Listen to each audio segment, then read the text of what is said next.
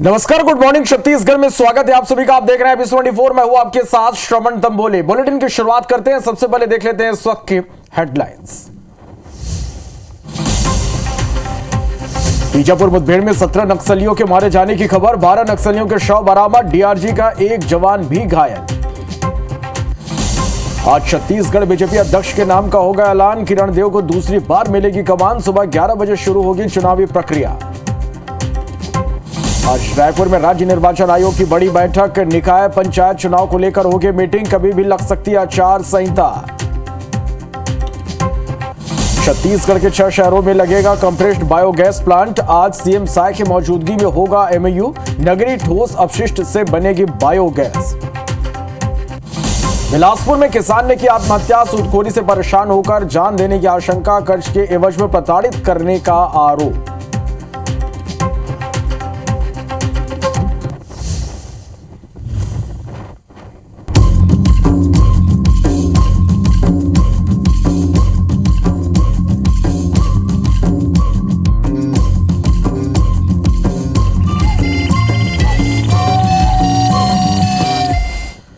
Bulletin की शुरुआत करेंगे एक बड़ी खबर के साथ। बीजापुर से बड़ी खबर है। तेलंगाना बॉर्डर पर नक्सलियों से मुठभेड़ हुई है। सुरक्षा बलों और नक्सलियों के बीच मुठभेड़ में 17 नक्सलियों के ढेर होने की खबर है। कल सुबह 9 बजे से मुठभेड़ जारी है। पुजारी कांकेर और मारूड बाका के जंगलों में यह मुठभेड़ हुई। 1100 जवान अब भी जंगल में मोर्चा संभाले हुए हैं। बीजापुर, सुकमा, दंतेवाड़ा डीआरजी के जवानों के साथ यह मुठभेड़ है। कोबरा बटालियन और सीआरपीएफ के जवान भी ऑपरेशन में शामिल हैं। ऑपरेशन में गए जवान आज वापस हो सकते हैं। मौके पर भारी संख्या में हथियार भी बरामद होने की खबर है। तेलंगाना बॉर्डर से लगे हुए इलाके में यह मुठभेड़ हुई। तो यह बड़ी खबर इस वक्त हम आप तक पहुंचा रहे हैं बीजापुर से, जहां तेलंगाना बॉर्डर पर नक्सलियों से मुठभेड़ हुई। सुरक्षा बलों की एक बड़ी सफलता यहां पर मिली है। मुठभेड़ में 17 नक्सलियों के ढेर होने की खबर है। कल सुबह 9 बजे से मुठभेड़ जारी है। रुक रुक कर लगातार फायरिंग हो रही है। पुजारी, कांकेर और मारू डबाका के जंगलों में यह मुठभेड़ हुई है। 1100 जवान अब भी जंगल में मोर्चा संभाले हुए हैं। बीजापुर, सुकमा, दंतेवाड़ा बटालियन और सीआरपीएफ के जवान भी ऑपरेशन में शामिल हैं। ऑपरेशन में गए जवान आज वापस हो सकते हैं। मौके से भारी संख्या में हथियार बरामद होने की भी खबर है। तेलंगाना बॉर्डर से लगे हुए इलाके में यह मुठभेड़ हुई है। तो नक्सलियों के एक बड़े जमावड़े की सूचना थी। नक्सली यहां पर कोई एक बड़ी रणनीति को बना रहे थे बैठकर, और इसी दौरान यह ऑपरेशन लॉन्च किया गया। बड़ी संख्या में जो जवान है उन्होंने नक्सलियों को घेर लिया। 17 नक्सलियों के मारे जाने की खबर है, जिनमें से 12 नक्सलियों के शव बरामद कर लिए गए हैं। जवानों की वापसी का सिलसिला भी अब शुरू होगा। मौके से भारी संख्या में हथियार भी बरामद होने की खबर मिल रही है। बीजापुर, सुकमा, दंतेवाड़ा डीआरजी के जवानों से यह मुठभेड़ हुई। कोबरा बटालियन और सीआरपीएफ के जवान भी इस ऑपरेशन में शामिल रहे। ऑपरेशन में गए जवान आज वापसी कर सकते हैं। तो नक्सल मोर्चे पर यह एक बड़ी सफलता है। मौके से अत्याधुनिक हथियार भी बरामद होने की खबर है। 1100 जवान अब भी जंगल में मोर्चा संभाले हुए हैं। तो यह बड़ी खबर आप तक हम पहुंचा रहे हैं। बीजापुर, सुकमा, दंतेवाड़ा डीआरजी के जवानों से मुठभेड़ हुई है। चलिए, और इस खबर पर ज्यादा जानकारी के साथ हमारे संवाददाता नरेश मिश्रा हमारे साथ इस वक्त लाइव जुड़ गए। नरेश, नक्सल मोर्चे पर यह बड़ी सफलता है। 17 नक्सलियों के मारे जाने की खबर मिल रही है, जिनमें से 12 नक्सलियों के शव बरामद कर लिए गए। इस पूरे मुठभेड़ को लेकर आपके पास क्या अपडेट है?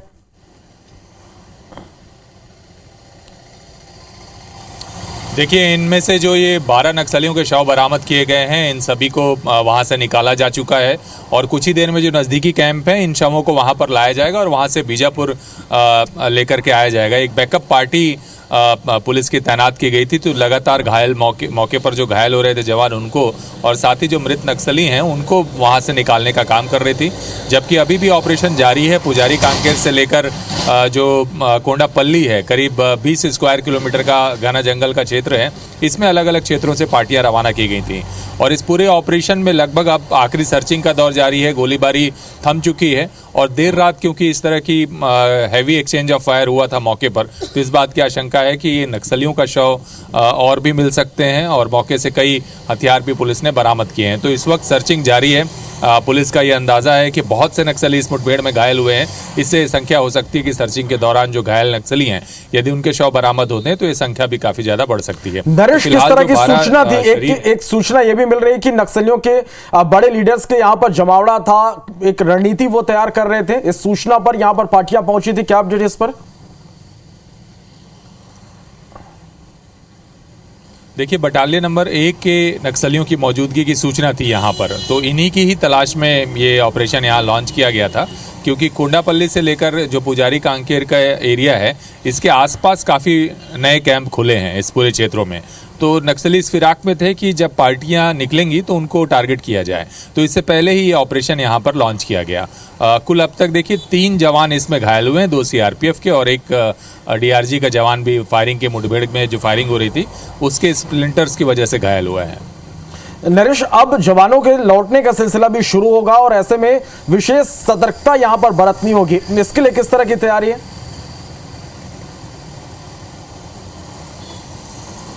देखिए, लगातार इस बार, क्योंकि पिछले सिलसिले में ये देखा गया था कि वापसी के दौरान भी आईडीज़ लगातार नक्सलियों की तरफ से लगाए जा रहे थे, तो बैकअप पार्टियां लगाई गई हैं जिन रूट से भी जवानों को वापस लौटना है और पूरी एहतियात के साथ ये वापसी करवाई जा रही है जवानों की।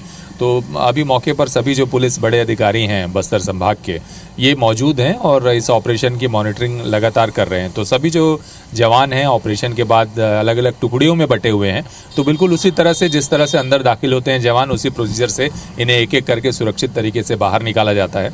और ये वही सिलसिला है कि अभी ये कोशिश की जा रही है कि जो पहले पूरी सर्चिंग खत्म हो जाए, क्योंकि आज दिन खुलने के साथ ही जो सर्च है वो ऑपरेशन तेज हुआ है। जो मृत नक्सली हैं उनको वहाँ से बाहर निकाला गया है। एक डीआरजी जवान जो घायल हुआ था उसे भी वहाँ से बाहर निकाला गया है। तो अब ये प्रोसेस शुरू हुआ है और अब धीरे धीरे करीब 12 बजे तक माना जा रहा है कि सर्च एरिया पूरा कंप्लीट हो जाएगा। उसके बाद जो है ये जवान जो है वापसी कर सकते हैं ऑपरेशन के बाद। जो बटालियन नंबर 1 है, इनकी मौजूदगी को लेकर ये ऑपरेशन लॉन्च किया गया था और मौके से कई नक्सलियों के भागने की जानकारी है। शुरुआत में ये जानकारी है कि 100 के करीब की संख्या थी यहाँ पर, पूरी बटालियन का बड़ा कैडर मौजूद था यहाँ पर, लेकिन धीरे धीरे ये स्पष्ट हुआ कि 35 के करीब की जो टुकड़ी थी नक्सलियों की, वो ही इस जो जवानों की जो घेराबंदी थी उसमें फंसी रही। तो इसलिए ये आशंका है कि जो 35 में से जो अन्य नक्सली भी हैं वो भी मौके पर घायल हुए होंगे और इसी की वजह से ये सर्च ऑपरेशन फिलहाल अभी चल रहा है। दिन के वक्त सर्च ऑपरेशन करना काफ़ी आसान होता है पहाड़ों पर, बाकी अगर रात हो तो मुश्किल होता है और एम्बुश का भी खतरा होता है नक्सलियों की तरफ से। इसीलिए आज सुबह ही तड़के ये ऑपरेशन सर्च ऑपरेशन दोबारा शुरू किया गया और जो मृत नक्सली थे उनके शव वहाँ से निकाल लिए गए। बिल्कुल नरेश, आपसे ये भी समझना चाहेंगे जिस जगह पर यह मुठभेड़ हुई है वो किस तरह का इलाका है? देखिए, भौगोलिक तौर पर काफ़ी जटिल क्षेत्र है और नज़दीक जो पुलिस कैंप है वो उसकी दूरी कम से कम 15 किलोमीटर है अगर एरियल डिस्टेंस की बात करें तो। बाकी आप अगर सड़क मार्ग या किसी पहुंच मार्ग की बात करेंगे तो ये अंतर और भी काफ़ी ज़्यादा हो जाता है। और इस पूरे क्षेत्र में सीआरपीएफ ने भी नए कैंप स्थापित किए हैं। एसटीएफ, सीआरपीएफ और डीआरजी के नए कैंप बने हैं और ये क्षेत्र ऐसा क्षेत्र है जहाँ दशकों से पुलिस फोर्स के अलावा सिविल एडमिनिस्ट्रेशन भी यहाँ पर मौजूद नहीं था। समय समय पर केवल स्वास्थ्य विभाग की टीकाकरण टीमों की ही आवाजाही होती थी, वो भी माओवादियों की परमिशन के साथ। और ये जो पूरा क्षेत्र है दशकों से घने जंगल और पहाड़ों का क्षेत्र रहा है जहाँ पर नक्सलियों की समानांतर मौजूदगी रही है। बटालियन नंबर 1 जो कि पूरे देश में माओवादियों की सबसे मजबूत बटालियन मानी जाती है, सबसे सैन्य मजबूत टुकड़ी मानी जाती है, तो ये टुकड़ी यहाँ पर लगातार सक्रिय रही है। तो पुलिस की एक कोशिश है कि इसको डोमिनेट करने से कई मोर्चों पर फायदा होगा। एक तो बीआरओ जो आने वाले समय में इस क्षेत्र में 2 सड़कें, महत्वपूर्ण सड़कें बनाने जा रहा है, जिसमें सुकमा, बीजापुर और साथ साथ जो तेलंगाना से सरहदी क्षेत्र हैं ये भी मुक्त हो सकेंगे। ये काम यहाँ पर शुरू हो पाएगा और कुछ बड़े नक्सलियों की मौजूदगी है, जैसे हिड़मा का नाम सबसे ज़्यादा इस मामले में सामने आता है। तो ये नक्सली अगर यहाँ से बाहर हो जाते हैं तो इन कामों में परेशानी पुलिस को ज़्यादा नहीं होगी। तो ये कोशिश है और इसी वजह से ये ऑपरेशन यहाँ पर लॉन्च किया गया था। लगातार पिछले 15 दिनों से पुलिस ट्रैक कर रही है इन बड़े नक्सलियों को कि ये जिस भी जगह हों उस क्षेत्र पर ऑपरेशन लॉन्च किया जाए। और बाबूजमाड़ के ऑपरेशन के बाद जो आईडी ब्लास्ट हुआ 6 जनवरी को, उसमें जवानों को जो शहादत झेलनी पड़ी, उसको लेकर जवानों का मनोबल कम ना हो, इसी बात को ध्यान में रखते हुए भी ये ऑपरेशन यहाँ पर लॉन्च किया गया है। और अभी जब 12 नक्सली मारे गए हैं, इनकी शिनाख्ती होगी, उसके बाद स्पष्ट होगा कि बटालियन के कौन से प्लाटून या उसकी जन मिलिशिया कैडर के ये कौन जी। से नक्सली हैं जो इस मुठभेड़ में मारे गए हैं। मौके से अभी कई कंट्री मेड वेपन्स भी बरामद हुए हैं। बिल्कुल नरेश, आप नजर बना के रखिएगा। इस खबर से जुड़े हर एक अपडेट हम दर्शकों तक पहुंचाते रहेंगे। फिलहाल के लिए बहुत शुक्रिया इस पूरी जानकारी के लिए। बढ़ते आगे रायपुर से खबर, छत्तीसगढ़ बीजेपी अध्यक्ष के नाम की आज घोषणा होगी। किरण सिंहदेव दूसरी बार बीजेपी अध्यक्ष बनाए जाएंगे। बीजेपी संगठन चुनाव अधिकारी विनोद तावड़े इसकी घोषणा करेंगे। सुबह 11 बजे से बीजेपी अध्यक्ष की चुनावी प्रक्रिया शुरू होगी। सीएम विष्णुदेव साय समेत सभी मंत्री इसमें शामिल रहेंगे। बीजेपी प्रभारी नितिन नवीन समेत संगठन के पदाधिकारी मौजूद रहेंगे। तो रायपुर से बड़ी खबर,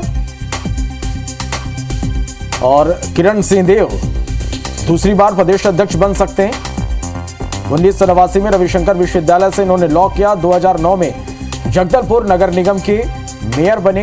जनवरी 2023 में जगदलपुर सीट से पहली बार विधायक बने। भाजपा के जिला अध्यक्ष भी रहे। भाजपा के बस्तर जिला अध्यक्ष भी रहे। दिसंबर 2023 में भाजपा के प्रदेश अध्यक्ष बनाए गए और इसके बाद 2025 में दूसरी बार प्रदेश अध्यक्ष बनना लगभग तय माना जा रहा है।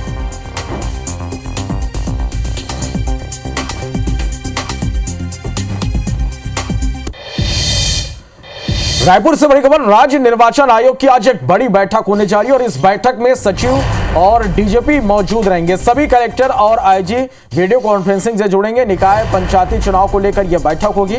आज के बाद कभी भी आचार संहिता लग सकता है। कल मतदाता सूची का अंतिम प्रकाशन होगा। तो ये रायपुर से बड़ी खबर आप तक पहुंचा रहे हैं। राज्य निर्वाचन आयोग की आज एक बड़ी बैठक होने जा रही है। बैठक में मुख्य सचिव और डीजीपी मौजूद रहेंगे। सभी कलेक्टर और आईजी वीडियो कॉन्फ्रेंसिंग से जुड़ेंगे। निकाय पंचायत चुनाव को लेकर इस बैठक में चर्चा होगी और आज के बाद कभी भी आचार संहिता लग सकता है। कल मतदाता सूची का अंतिम प्रकाशन होगा।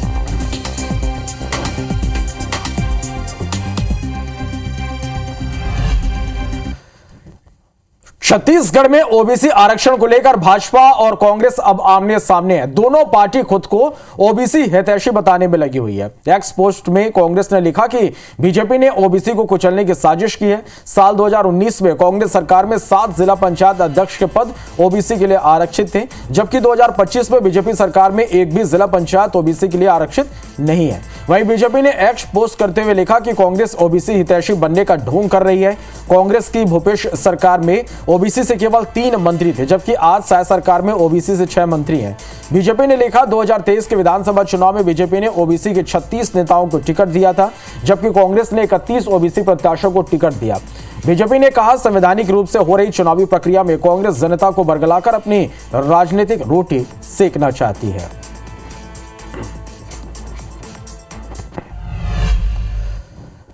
छत्तीसगढ़ में नगरीय निकाय चुनाव को लेकर तैयारियां तेज हो गई है। मेयर और अध्यक्षों को इस बार जनता सीधे तौर पर चुनने जा रही है। ऐसे में जनता को अपने पाले में करने के लिए बीजेपी कांग्रेस दोनों पुरजोर कोशिश कर रही है। सूबे के दूसरे बड़े नगर निगम बिलासपुर में अब पार्टियों का फोकस शहरी ग्रामीण मतदाताओं पर आ टिका है और यह माना जा रहा है कि नगर निगम में शामिल नए जुड़े ग्रामीण मतदाताओं का जिसे साथ मिलेगा उसे बड़ा सियासी फायदा होगा। 15 ग्राम पंचायत, 2 नगर पंचायत और 1 नगर पालिका को बिलासपुर नगर निगम में शामिल किया गया है, जिसमें करीब 2 लाख मतदाता आते हैं। निगम विस्तार के बाद पहली बार होगा जब शहरी और ग्रामीण मतदाता सीधे अपना मेयर चुनेंगे। ऐसे में पार्टियों का पूरा फोकस अब ग्रामीण मतदाताओं पर है। कांग्रेस और बीजेपी दोनों नगर निगम में अपनी अपनी जीत का दावा कर रहे हैं। जिन गांवों को नगर निगम में शामिल किया गया है वहाँ पर रोड का काम, नाली का काम, पानी का काम, बिजली का काम लगातार हुआ है और फिर उसी तरह से ग्रामीण क्षेत्र का बिलासपुर नगर निगम में कांग्रेस के महापौर को समर्थन मिलेगा। बिलासपुर नगर निगम के क्षेत्र के जनवासियों पे जो उन्होंने मोदी की गारंटी के तहत 1 साल में जो सारे काम किए, महतारी वंदना, ग्रामीण क्षेत्रों में आवास, पीएम आवास और बहुत सारे कल्याणकारी काम किए, जिससे हमारे सारे नेता स्वस्थ हैं कि ग्रामीण क्षेत्र की भी जनता भारतीय जनता पार्टी के पक्ष में मतदान करेगी और बिलासपुर मेयर पद के लिए बिलासपुर का प्रत्याशी बहुत अधिक मतों से विजयी होगा। बड़ी खबर रायपुर से, जहां 6 शहरों में कंप्रेस्ड बायोगैस संयंत्र की स्थापना होगी। सीबीडीए, गेल और बीपीसीएल के बीच एमओयू होगा। सीएम विष्णुदेव साय की मौजूदगी में आज एमओयू होगा। सीएम निवास में सुबह 10 बजे त्रिपक्षीय एमओयू होगा। नगरीय ठोस अपशिष्ट से बायोगैस का उत्पादन होगा। अंबिकापुर, रायगढ़, कोरबा, बिलासपुर, राजनांदगांव और धमतरी में इसकी स्थापना होगी।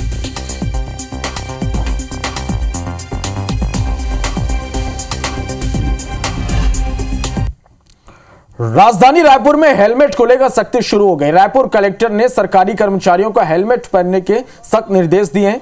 वहीं बिना हेलमेट पहने कलेक्टेड आने वाले लोगों की एंट्री प्रतिबंधित करने के निर्देश है। इस निर्देश पर यातायात पुलिस की कार्रवाई शुरू हो गई है। कलेक्टेड परिसर में बिना हेलमेट पहने आए लोगों को अंदर एंट्री नहीं दी जा रही। समझाइश के लिए लोगों की गाड़ियों में स्टिकर लगाए जा रहे हैं। दोबारा बिना हेलमेट पहने पकड़े जाने पर ऐसे वाहन चालकों के खिलाफ कार्रवाई की जाएगी। नहीं, अभी थोड़ा सा अर्जेंट आना था, इस कारण से ऐसा आ गया। हेलमेट पहन के चलना है, यातायात नियमों का पालन करना है। बाइक चला रहे हैं, हेलमेट लगा के चलाइए। तो इससे पहचान करेंगे। एक बार लग गया है, ये समझाइश दे रहे हैं अभी, इसके बाद कार्रवाई चालू होगा। बड़ी खबर बिलासपुर से, जहां गाड़ी में मवेशियों की हड्डी ले जाते 2 युवक पकड़ाए। हरदी से भाटापारा ले जा रहे थे। गौ सेवकों ने सरगिट्टी क्षेत्र में इसे पकड़ा है। बड़ी मात्रा में मवेशियों की हड्डी बरामद की गई है। वाहन सहित युवकों को पुलिस के हवाले किया गया है। सरगिट्टी थाना क्षेत्र का यह पूरा मामला है। तो बिलासपुर से ये बड़ी खबर आप तक हम पहुंचा रहे हैं। गाड़ी में मवेशियों की हड्डी ले जाते 2 युवक पकड़ाए हैं। हरदी से भाटापारा ये ले जा रहे थे। गौ सेवकों ने सरगिट्टी क्षेत्र में इन्हें पकड़ा है और बड़ी मात्रा में मवेशियों की हड्डी बरामद की गई है। वाहन सहित युवकों को पुलिस के हवाले किया गया। सरगिट्टी थाना क्षेत्र का यह मामला है।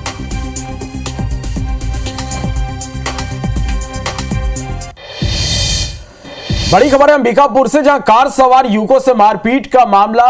4 नाबालिग समेत 2 आरोपी इस मामले में गिरफ्तार हुए हैं। कुछ दिन पहले बदमाशों ने मारपीट की थी और इसका वीडियो वायरल हुआ था। गांधीनगर थाना क्षेत्र का यह पूरा मामला है। तो अंबिकापुर से यह बड़ी खबर आप तक हम पहुंचा रहे हैं, जहां 2 बदमाश पुलिस करते चढ़े। कार सवार युवकों से मारपीट का यह पूरा मामला है।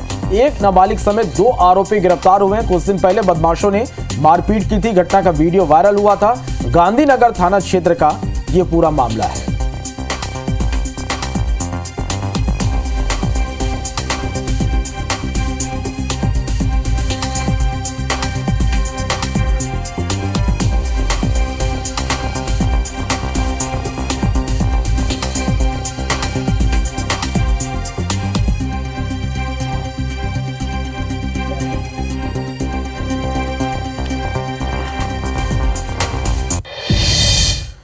बड़ी खबर अंबिकापुर से, जहां नाबालिग से दुष्कर्म मामले में बड़ा अपडेट है। आरोपी को पुलिस ने गिरफ्तार कर लिया। शादी का झांसा देकर इसने दुष्कर्म किया था। गांधीनगर थाना क्षेत्र का यह पूरा मामला है। तो बड़ी खबर आप तक पहुंचा रहे हैं अंबिकापुर से, जहां दुष्कर्म का आरोपी गिरफ्तार हुआ है।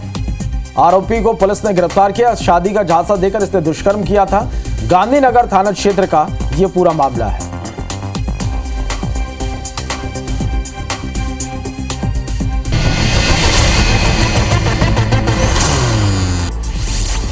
ग्वालियर में बदमाशों ने दुकान कर्मचारी के साथ मारपीट के बाद फायरिंग की। फ्री में शराब की बोतल नहीं देने पर विवाद हुआ। दमोह के जिला अस्पताल में नौशाद की मौत के बाद परिजनों ने हंगामा किया। अस्पताल प्रबंधन पर लापरवाही के आरोप लगाए। भोपाल और राजगढ़ जिले की बॉर्डर पर पार्वती नदी का पुल धंस गया। पुल पर वाहनों की आवाजाही बंद कर दी गई। रीवा पुलिस ने 2 आदतन अपराधियों को अवैध हथियारों के साथ पकड़ा। दोनों आरोपी किसी बड़ी घटना को अंजाम देने के फिराक में थे। मुखबिर की सूचना पर मौके पर पहुंची पुलिस ने दोनों को दबोच लिया, जहां से दोनों आरोपियों को कोर्ट के आदेश से जेल भेज दिया गया। मुरैना में सोशल मीडिया पर टीआई को गाली देने का एक वीडियो वायरल हुआ। पुलिस ने वीडियो में दिख रहे 3 आरोपियों को गिरफ्तार किया। आरोपियों को सबक सिखाने जुलूस निकाला गया। यहां भी कहते नजर आए, गाली देना पाप है, पुलिस हमारी बाप है। खंडवा के आमा खजूरी के जंगल में अतिक्रमण विरोधी मुहिम के दौरान वन कर्मियों पर हमला करने वाले आरोपियों की गिरफ्तारी जारी है। पुलिस ने 6 और आरोपियों को गिरफ्तार किया है। मास्टरमाइंड लाखा सिंह भी पिपलोद पुलिस की गिरफ्त में है। कुल 24 नामजद आरोपी गिरफ्तार किए जा चुके हैं। 40 नामजद सहित 150 अज्ञात आरोपियों पर केस दर्ज किया गया था। सिवनी में बंडोल पुलिस ने मवेशियों की तस्करी करते कार को जब्त किया है, जिसमें 5 गाय और 1 बैल थे। पुलिस ने मवेशी तस्करी मामले आरोपियों को गिरफ्तार किया है। मुखबिर से मिली सूचना पर कार्रवाई की गई। ग्वालियर के जीआरपी थाना पुलिस ने ट्रेन में चोरी करने वाले गैंग को गिरफ्तार किया। गैंग ने खुलासा किया कि ट्रेन में यात्रियों के सामानों की चोरी कर फरार हो जाते थे। इनके पास से 7 लाख रुपए से ज्यादा का माल बरामद किया गया। पुलिस ने आरोपियों से पूछताछ शुरू कर दी है। सतना में माल गोदाम के पास रेल परिसर में हुई हत्या के आरोपी को पुलिस ने गिरफ्तार किया। आरोपी मृतक का जिगरी दोस्त निकला। चोरी के बाद चंद रुपयों के चलते अपने मित्र को मौत के घाट उतार दिया। धार में किसानों की विभिन्न मांगों पर ज्ञापन पर कार्रवाई हुई है।